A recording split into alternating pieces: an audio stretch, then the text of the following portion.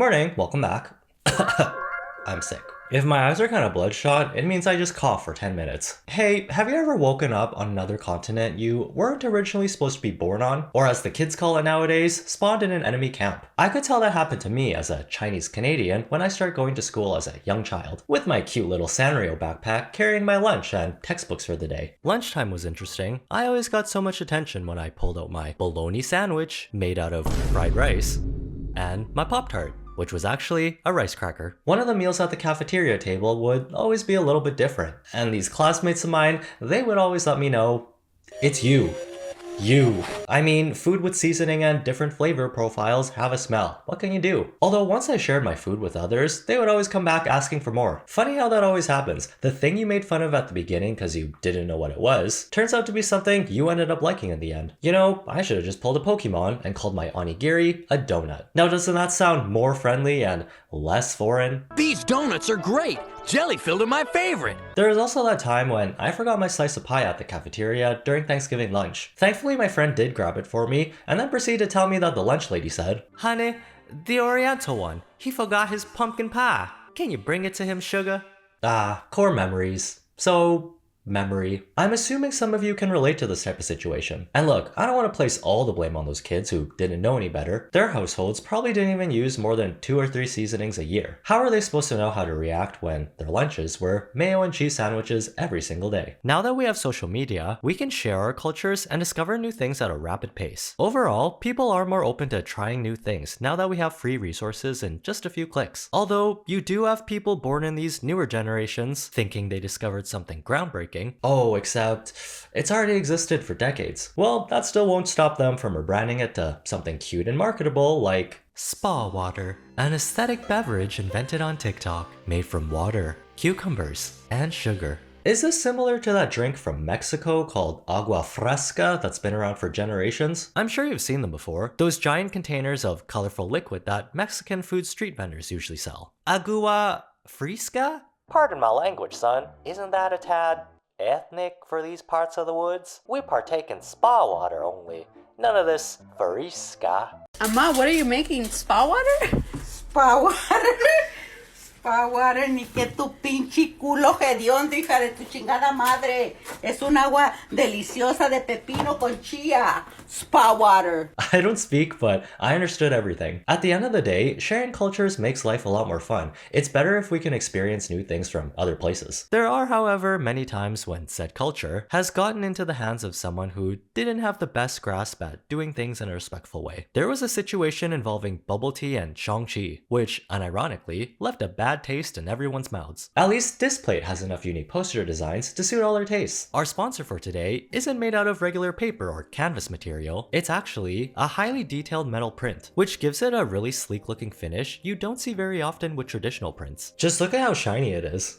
Ooh. If you're the nerdy type like myself, you'll definitely find a design that match your interests. With over 2 million artworks available, from creators all over the world with their own original illustrations, all the way to officially licensed designs, from Star Wars, Marvel, Elden Ring, The Witcher, and many other popular franchises. All disc plates are printed in the European Union with an estimated shipping time of 4 to 5 business days. That's some pretty fast delivery. If you're looking for something different to decorate your space, these are a great alternative, especially if you're not a fan of drilling holes into the wall. Each disc plate uses a magnet mounting system, which is very beginner friendly and only takes seconds to install. What's nice is that if you ever feel like swapping out your posters, it's as easy as taking it off the wall and popping on a new one on the same magnet. They've also launched Displate Textra to give your posters even more of a creative edge and premium look, using tactile textures, 3D contours, plus matte and gloss effects on the print. You can find this new product line on many of their best-selling displays, with more to come in the following months. If you're ready to check out this unique style of home decor, hit the link in the description to unlock exclusive access to the best display deal before it's gone. Not applicable on limited edition, Lumino, and Textra. Dragon's Den is a Canadian reality show where entrepreneurs will show up in front of rich investors and pitch their products to them, hoping for an investment in exchange for a percentage of their company. If you're familiar with Shark Tank, the American version of the show, it's basically the same thing. On this specific episode, they had Simu Liu as a guest investor, a Chinese-Canadian actor most known for his role as Shang-Chi in Marvel's Shang-Chi. Simu showed up to Dragon's Den with his giant movie star check and is ready to drop some money. Hey, I'm just assuming this is how all amounts over $1 million are paid out in giant cartoon check. Funny enough, out of all the entrepreneurs that could have pitched to him on this day, a company from Quebec wanted to show him their new twist on bubble tea, a drink with origins from Taiwan, invented by Asian people. Hello, Dragon. My name is Jessica. And my name is Sebastian. We are here today from Quebec City, seeking $1 million in exchange of 18% of our business, Boba. Ah, they are Québécois Canadiens, eh? My brothers and sisters from an autre pays. I don't know if you knew this, but the ability to parler français is in every single Canadian person's DNA. Oui? Non? What is this thé avec les bulles? I am interested in learning more from mes amis francophones over here. Also, English is a funny language. Boba is normally spelled with one B. And this, I'm just gonna call it Baba, because that's how my brain sees it. Dragon, you have probably heard about bubble tea. Yes. I've never. Has anyone else heard of bubble tea? Yes, I've heard. What is bubble tea? Simu was drinking bubble tea this morning. I've never heard of this thing Yes, before. I'm in my talking life. about bubble tea. That trendy, sugary drink you are queued up for, and you are never quite sure about its content. Those days are over with boba. Hang on. I'm quite sure about its content, but continue. Okay. We have transformed this beloved beverage into a convenient and healthier, ready-to-drink experience. Alright, a little tension between both parties here. And on the good fanfiction kind of way. They already made some interesting claims at the start of their pitch. When you're lining up for Asian boba, who knows what you're even ordering on account of it being Asian? Even if you read the menu that explains what's going into your drink, how do we know? There's a lot of weird writing around here I don't understand. Is this tea?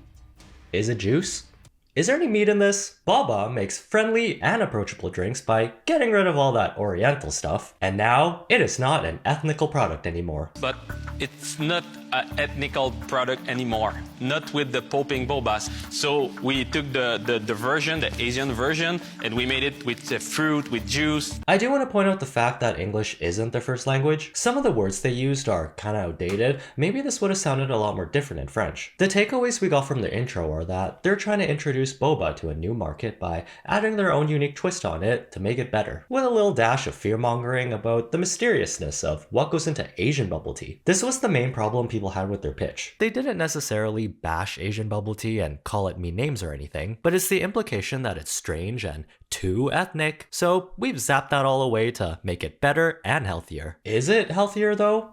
A little bit. Based on the nutrition label, there are less calories, not that much sugar, and no fat compared to a regular bubble tea since there isn't any dairy in boba. But I wouldn't call this drink healthy, especially if you're making alcoholic versions of it as well. Bubble tea isn't even that crazy of a drink. When one of the boba founders explained how their products were made with high quality tea, fruit juice, and popping boba, he literally just described what most bubble tea is like. It's only a handful of ingredients: tea, sugar, tapioca pearls, and sometimes milk. Look, boba isn't a horrible product. There is some potential here. According to them, they've raked in millions of dollars in sales every single year, so there is a market for this type of drink. Definitely not for me though. I need my ethnic ingredients like grass jelly, winter melon, and milk foam. Plus, the audience they're introducing boba to probably isn't drinking Taiwanese bubble tea from places like Xingfu Tang. You can tell by the judges' reactions after drinking it who it's made for. Do you get the popping bobas though? The boba's popping. Raspberry and lime. Not bad. This is the popping boba. We sell it in convenience store to add to any drinks. This is my first time having bubble tea. You're missing out in life, man. I've never seen it like in this. I've seen it People in... have tried to bottle it up. It's very difficult to maintain the flavor. Did you like this? I thought it was fine. It's not uncommon for brands to change up their menus depending on where they open their store. When you go to a bubble tea place in North America, you'll see your traditional flavors like oolong, jasmine, and Earl Grey milk tea. And right to the side, you'll also see things like sweet juicy lychee lime tea with star jellies, chocolate peanut butter Reese's tea explosion, or even a pumpkin pie milk tea with pearls. Boba took that side of a North American bubble tea menu, did some rebranding so it would appeal to a wider audience, which isn't a bad thing. Actually, this kind of reminds me of that Simpsons episode, where they changed the names of Middle Eastern food to sound less foreign and more American. That is good. What's in it? Tabula and resme kebab. That's our chef, Christopher. Grass jelly milk tea? How about nature's jello? Sweet tea. Proud to be an American. I think there's room for boba in the market. It's just that unfortunate presentation and angle of their pitch that had everyone scratching their heads. Oh, and how Simu, the only East Asian person in the room, had some pretty valid concerns about this product, was basically dismissed by everyone on the panel with a, "Whoa, buddy, hold your horses there. Hey, we're just trying to have a good time here. You're bumming everyone out with the heavy questions." Specifically from Manjeet, a Dragon's Den investor who actually was the one who invested $1 million into Boba after their pitch. I'm concerned about this idea of disrupting or disturbing bubble tea because it's something that's Why? very There near. can be new takes on things. Sure, Nothing- but I'm looking not at everything I'm looking has at to be these two guys. traditional. No, but then there's also an issue of cultural appropriation. There's an issue of taking something that's very distinctly Asian in its identity and quote unquote making it better, which I have an issue with. And Boy, so that's one way to start. That's one way to start. A little heavy there. After this whole ordeal, the floodgates opened, TikToks were made, and discourse on this video went viral overnight. As you would have guessed, people didn't like the way Baba presented itself, how Simu's concerns were basically brushed off, and the way Manjeet handled herself in this situation. I can see her side on some points. Not everything has to be traditional, and you can have new takes on things, if it's done in a respectful way. Baba is working with a manufacturer from Taiwan who doesn't have any issues with what they're doing, I'm assuming. At least they're getting their product straight from the source. Manjeet did release a quick 1-minute apology on her Instagram regarding the situation. Hi everyone, Dragon Manjeet here. Last week's episode had a pitch from entrepreneurs about boba tea that has sparked a big conversation. After more reflection, due diligence, and listening to many of your opinions, I will not be investing in boba tea. Having said that, I had to turn off commenting on my platforms because it is never okay to send hate and death threats to the entrepreneurs. I believe wholeheartedly our cultures are meant to be shared, including food, drink, clothing, dance, languages, and weddings. Those of us like Simu and I who have platforms to do so always try to use these platforms to educate and enjoy and explore all cultures. It is cha or chai, depending on where you're from, not chai tea. It is naan, not naan bread. Oh, I don't think those are the issues people wanted you to talk about. There was a mention of her culture and how she doesn't like it when it's been rebranded. What about the Asian culture that happened to last week? What about you brushing off Simu and how that was handled? Well, what's done is done. At least we were able to make a conversation happen about this topic. Simu did make a video telling people to lay off the founders of Baba and Manjeet. Like, this whole thing could have went down a whole lot differently if they changed up at least 30% of their pitch. It's not an ethnical product anymore. Oh, fun fact. Did you know that kombucha is an Asian drink that most likely originated from China in 2021 BC? Am I mentioning this to imply that you always have to credit the very first person that discovered something? I don't think so. It just shows that things can start from one place and then evolve into something else afterwards. Kombucha in North America is so trendy now, and it's definitely looking a lot more different compared to what they drank in Asia. Cause now we associate kombucha with this and this. These situations of taking something from another culture and making it quote unquote better has always been around. Sometimes it works, sometimes it doesn't. MSG, or monosodium glutamate, is a popular seasoning you've probably heard about. Think of it as salt's younger and cooler cousin on substances. It's pretty common nowadays, and you can find it in a lot of food like cheese, chips, processed meats, and even KFC. It's generally safe to eat in moderation, just like salt, according to the FDA. However, back in the 60s, there was this thing called Chinese restaurant syndrome, when a doctor claimed that after eating Chinese food, he would feel symptoms like fainting, back spasms, sweating, dizziness, flushed skin, and a numb jaw? Whoa, that's crazy. Not gonna lie, he's kind of a drama queen. You're supposed to sprinkle MSG on your food, not do a line of it in the bathroom. The research behind MSG causing all these symptoms was also really shoddy. They injected mice with high levels of MSG and noticed, they are not doing too good. Asian seasoning bad. I'm sure if you did an IV drip of any type of dry seasoning, you would feel unwell. As a result, people started to avoid Chinese food to the point where Asian restaurants had to put no MSG signs on their windows to reassure customers, even though there was no concrete evidence behind any of these claims. It was really easy to target MSG since it was a scary foreign seasoning from Asia. And here's a plot twist that no one would have expected. Back in the day, People were kind of racist. This brings us to current times. There was an instance of a Chinese restaurant in New York whose main goal was to provide a better, healthier alternative to traditional Chinese food. Might I add, the owners aren't Chinese themselves, and if you're thinking what I'm thinking, yes, they are. At first glance, there's nothing really wrong with this. Yeah, Chinese food can be a little unhealthy depending on what you order. Lucky Lee's is just providing people with more options, which is a good thing. We heard you're obsessed with lo mein, but rarely eat it. You said it makes you feel bloated